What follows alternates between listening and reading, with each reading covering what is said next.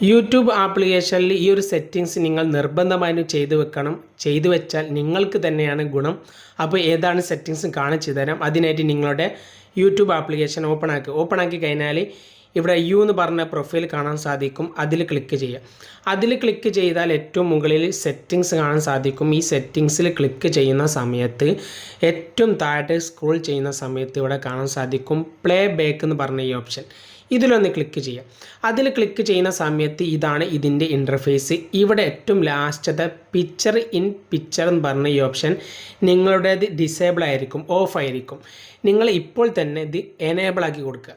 Enable ആക്കി കൊടുത്താലുള്ള ഗുണം എന്ന് വെച്ചാൽ നിങ്ങൾ നേരെ ബാക്ക് വരാൻ ഏതെങ്കിലും ഒരു വീഡിയോ എടുക്കുക. അപ്പോൾ തൽക്കാലം എൻ്റെ വീഡിയോ തന്നെ ഞാനിപ്പോൾ പ്ലേ ചെയ്യുകയാണ്. ഇപ്പോൾ വീഡിയോ ഓപ്പണായി വന്നിട്ടുണ്ട്.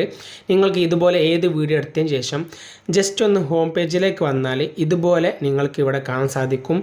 ഇനി ഈ ഒരു സമയത്ത് നിങ്ങൾക്ക് വാട്സപ്പോ ഏത് ചാറ്റും കാര്യങ്ങളൊക്കെ ചെയ്യാൻ സാധിക്കും.